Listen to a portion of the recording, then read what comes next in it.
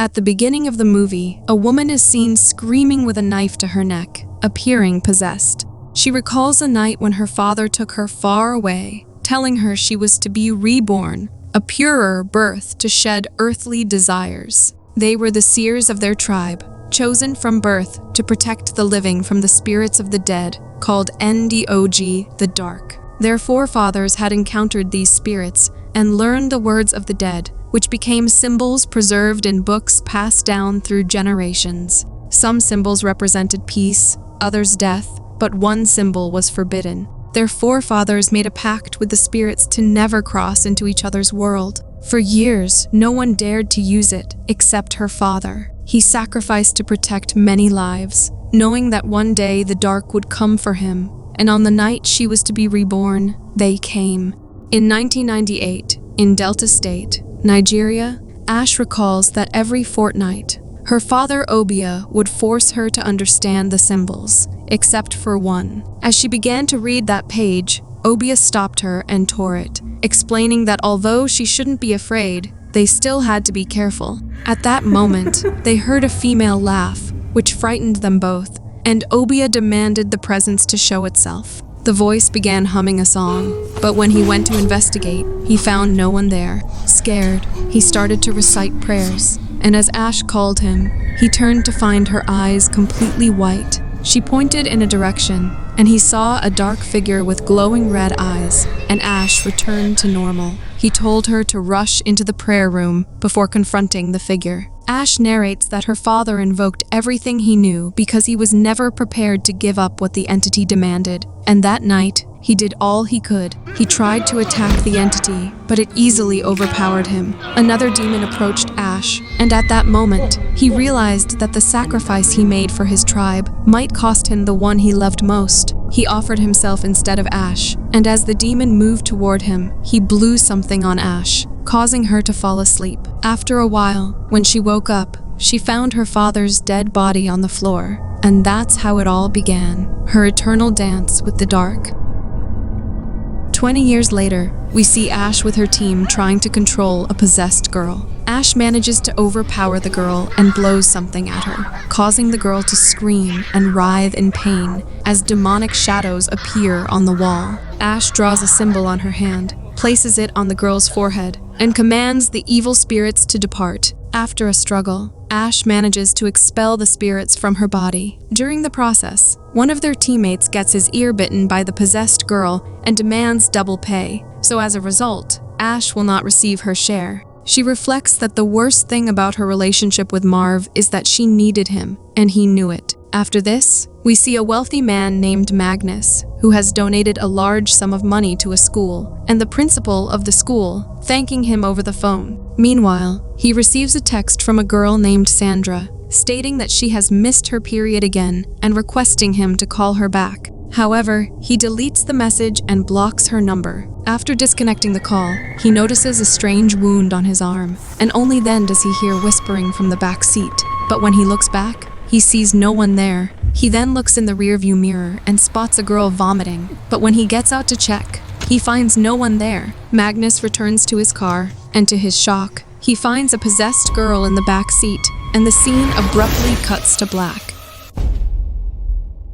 We then see a couple making out in their car, when suddenly, Magnus bangs on the window, pleading for help. The couple gets terrified seeing him, and Misha tells her man to get them out of there, but he tries to calm her down and tells her to stay in the car while he will go out to help that man. The man comes out and asks what happened to him and where he lives, to which Magnus says, Milton Keynes. The man says, let's just get him into the car and he'll call an ambulance. But suddenly, the face of the possessed girl appears before Magnus, causing him to flail and attack the air in panic. Frustrated, he cries out to the Dark Mother, questioning why this is happening to him, and in his desperation, he stabs himself in the neck with a knife, dying in front of them. We then see Dare Williams watching old videos of him and a girl on his phone. His sister Sammy arrives and he asks her about their mother, to which she tells him that their mother is well and spending a lot of time with Russell. She then asks if he will come for dinner tomorrow night, to which Dare asks when was the last time he spoke to their mother and Timmy. Sammy wonders if that means she won't see him again, to which DeRay replies that he'll see her at the same time next week. Before she leaves, she hugs DeRay and pleads with him to come to dinner for her. Next, we see Sammy with her sister Timmy and their mother Isioma having dinner, where Isioma shares that she and Russell are getting married after the elections. Russell returns from a call and tells Isioma that he has closed a business deal, noting that her prayers seem to work. He then notices that Sammy and Timmy are unhappy and asks if it's about his engagement to their mother. Just then, the doorbell rings and Sammy goes to answer it. She finds Essex police officers at the door, asking for Isioma. When Isioma comes to the door, the officer tells her that it's about her husband Magnus. Months later, we see Ash receiving a message from the bank notifying her that her account is overdrawn. Someone then knocks on her door, and when she answers it, Detective Holly introduces herself, mentioning that she has been talking to her partner Marv. Holly says she told Marv she would pay them as soon as she has the money and asks for Ash's help. Ash replies that she can't help, and suddenly, Holly gets possessed by spirits, saying she is theirs, and don't you dare. Holly then returns to normal and pleads for help again, but Ash insists she can't help and shuts the door. Meanwhile, Sammy and Timmy are terrified to find strange wounds on their arms, and as they try to comprehend what's happening, we see the same possessed girl standing outside their house. The next day, Marv visits Ash and insists she do a show as they are getting paid $10 grand per episode, with 12 episodes planned. He then gets a call from someone and tells her that she needs to pay a deposit, and as he tells her he is getting another call, Ash gets a vision. She asks, "Who's that?" And Marv responds, "Just another deposit dodger, but this one reckons she knows her." Ash asks for her name, and Marv says it's an African name, but her last name is Williams.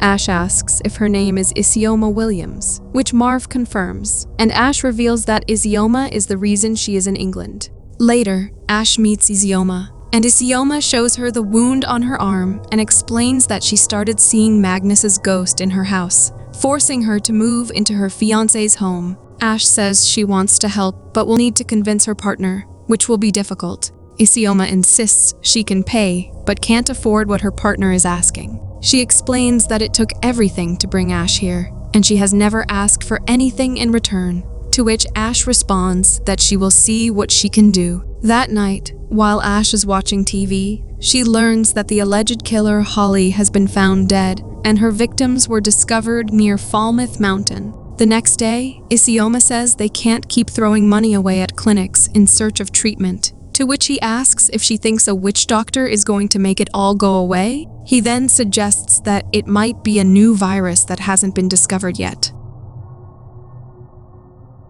Later, Isioma's children visit her, and Isioma explains to DeRay that his father is gone, and all she wants is her son back. Isioma then says that the last time they were together was at their father's funeral, and that a lot has happened since then. She asks them to forget everything she said about Ash when she stayed with them, explaining that they were young and she was just being a mother. She asks them to have an open mind, as Ash might be their only hope. Marv and Ash visit Russell's house, where Ash draws a symbol on her car. She explains that the marks on their arms are certain of Nigerian deities, and they are used to mark their prey. Russell asks if this means an enemy is targeting Isioma and her children, to which Ash clarifies that the spirits need a reason to attack the living. Russell, skeptical, suggests that Magnus could have killed himself because of depression, to which Ash asks if Magnus tortured himself for hours before committing suicide. They come outside, and Marv angrily says that every hour she works with them,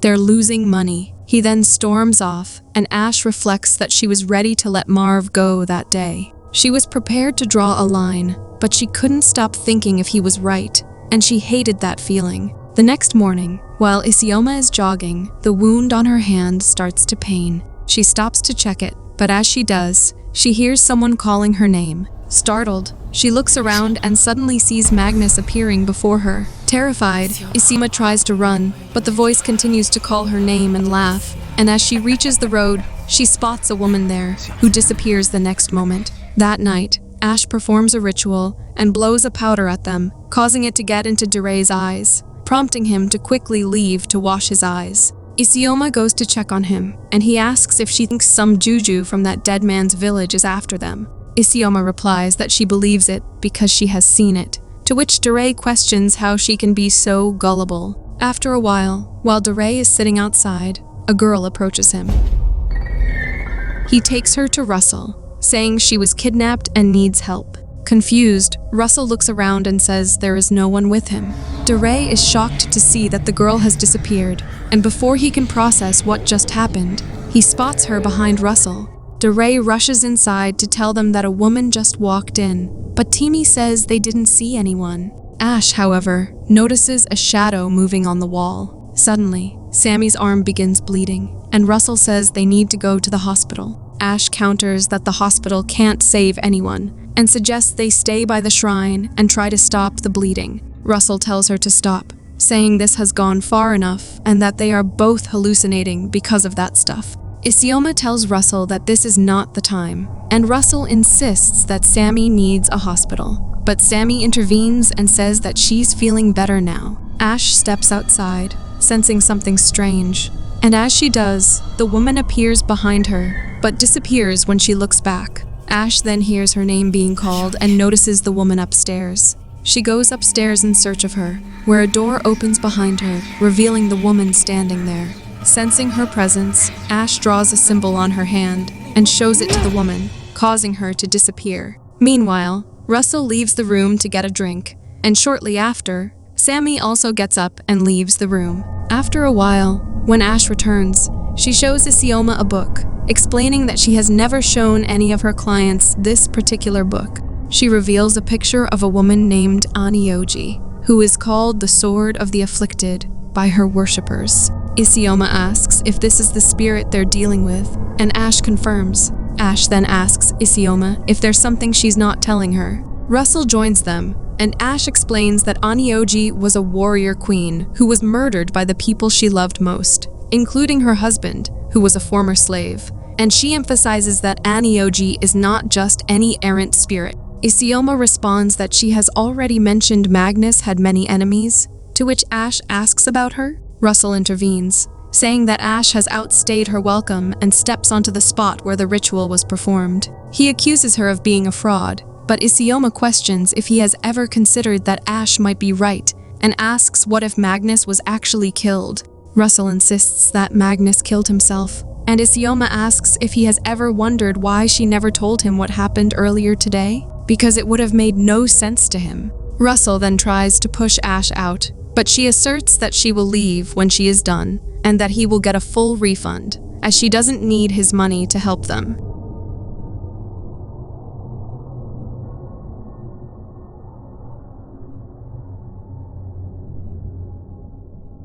She pleads with them not to let her do this. Ash says she needs to speak to her, but Sammy turns to her mother, asking if she's ready to see her bleed. Ash addresses Anioji directly, stating that she knows who she is and questioning why she is targeting this family. But Anioji begins singing a haunting song, shocking everyone. Ash asks what they did, but Anioji tells Dore that he needs to leave immediately. In response, Ash shows Anioji a symbol and starts reciting spells. Anioji becomes violent, but Dore and Russell manage to grab Sammy and lay her down on the floor, prompting Ash to place her hand on Sammy's forehead and continue reciting spells. Sammy screams in agony, but Ash persists until she finally manages to expel Anioji from Sammy's body. Ash tells them that that song was a prayer to the spirit that was responsible for all of this. They then notice that their wounds are bleeding, and Ash hears whispers and that song again. She warns Russell to step away from Sammy, but before he can understand,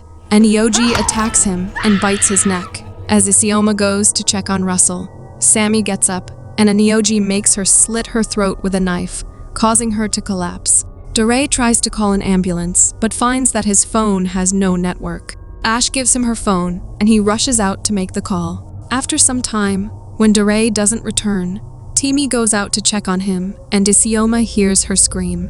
Isioma rushes out to check on them, and during this chaos, Sammy and Russell die. Outside, Timmy discovers that Dore has submerged everyone's phones in the wash basin, and when Isioma arrives, Dore declares that they took him away from them. He then attempts to attack his mother with a corkscrew, and Ash intervenes, but gets knocked down by Doray.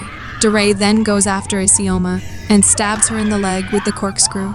He drags her away and stabs her again, and when Timmy tries to stop him, Doray grabs her by the neck, and despite Isioma's pleas, he continues to bang her head on the floor. He then takes off her belt and begins to strangle Isioma, but just as he is about to kill her, Timmy hits Doray with a golf club, knocking him down. Doray tells Isioma that he saw Anna, and then he dies. Later, Timmy tells Ash that 5 years ago, her parents brought a girl from Nigeria legally. Her name was Anna, and she was their new house helper. As soon as she arrived, her parents seized her passport and phone, effectively ending her freedom. Anna worked tirelessly and was treated poorly, and she sang that haunting song incessantly, a melody they could never forget. Magus had a disturbing weakness he tried to keep hidden, while their mother knew everything. Except that Doray had a soft spot for Anna, and the feeling was mutual.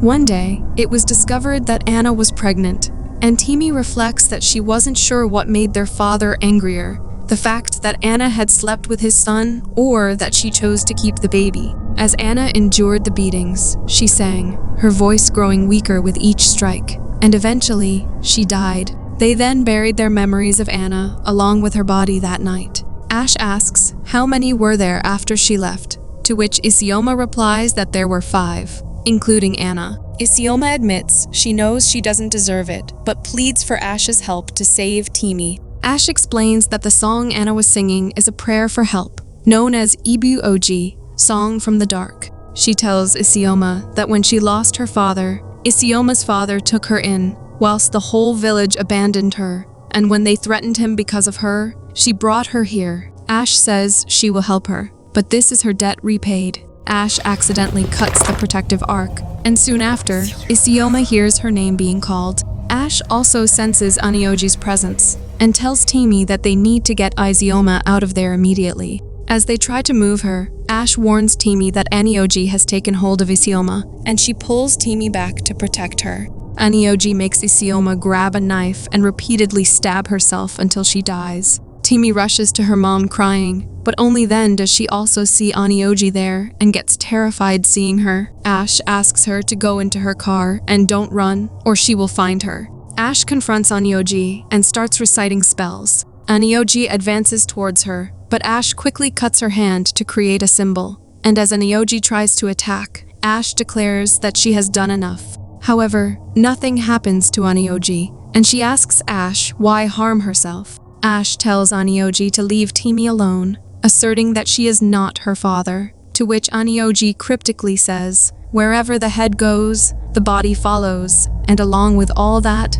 give it life. She then disappears, and the scene shifts to Timmy sitting in Ash's car. Suddenly, Anioji appears and climbs into the car, but only then Ash arrives and suggests a plan to confront her. Anioji grabs Ash and throws her aside, then attempts to enter the car. However, due to the symbol Ash has drawn, Anioji is unable to enter. Furious, Anioji turns to Ash and warns her that she has been warned. She then compels Ash to grab a knife and slit her own throat, but Ash struggles against the control, reciting spells and recalling her childhood, particularly the forbidden symbol she was never allowed to learn. As she repeats the word associated with that symbol, Anioji's spirit weakens and loses control over Ash. Ash finds herself in the spirit world, where she sees her father's spirit, but as she reaches out to him, she is dragged away by bloody hands. She then wakes up in a forest, where she encounters her father again. He tells her that he warned her not to come here,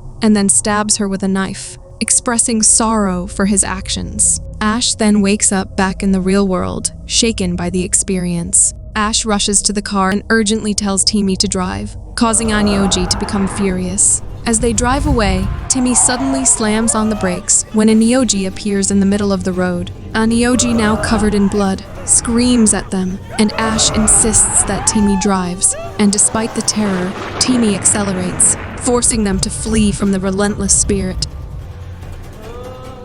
The next morning, Ash and Timmy arrive at the forest, hoping that finding Anna's grave might provide a way out of their torment. They dig up the ground and uncover Anna's remains, prompting Ash to prepare for a ritual. She begs Anna's spirit, explaining that the monster who took her life, along with her child, is gone. She reminds Anna that Dare, the one she loved, is also dead, and this is not the peace she sought. Ash appeals to Anna to think of her father, who deserves to know her fate and where she is buried, and that keeping Timmy alive will help achieve that. She pleads for Anna's peace now that vengeance has been fulfilled. Suddenly, Timmy attacks Ash from behind, knocking her down, and when Ash regains consciousness, she finds Timmy under the control of the spirit. Timmy then attempts to kill her, but Ash defends herself by knocking her down with a stone.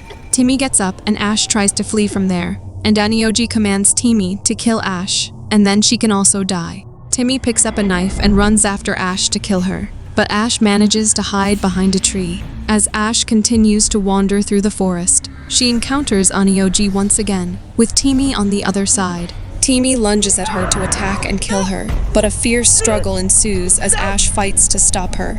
Just when it seems like Ash might not be able to hold her own, Anna's spirit suddenly approaches Timmy, stopping her and saying that they have done enough. Anioji protests, claiming that she hasn't finished yet, to which Anna says she has gone too far. Enraged, Anioji screams, expressing her frustration, and says everything she has done for her. Then, her body begins to burn, and she disappears in a dramatic explosion of energy. Anna says Dare wasn't supposed to die, and insists that Ash must inform her father about what happened. She then thanks Ash, and Timmy, deeply remorseful, apologizes to Anna, who vanishes without another word. As they return to the city, Ash tells Timmy that the police station is just 10 minutes down the road. She reassures Timmy that she is making the right choice, emphasizing that Timmy is not responsible for the events, but her father. Months later, Timmy has realized that her abilities are a gift, not a curse. She has finally embraced them with pride and gratitude, much like her father did. With old debts repaid and a new life ahead of her, she believes she is ready to share her voice. She is prepared to destroy old bridges and build new ones, and she is ready to do it on her own, especially without Marv. And above all, she is ready to be human. As she is dealing with a client, she looks out the window and finds a boy possessed by a dark spirit, and the movie ends here. Thanks for watching, but the real chills are just beginning. I'll see you in the next one, if the darkness doesn't get you first.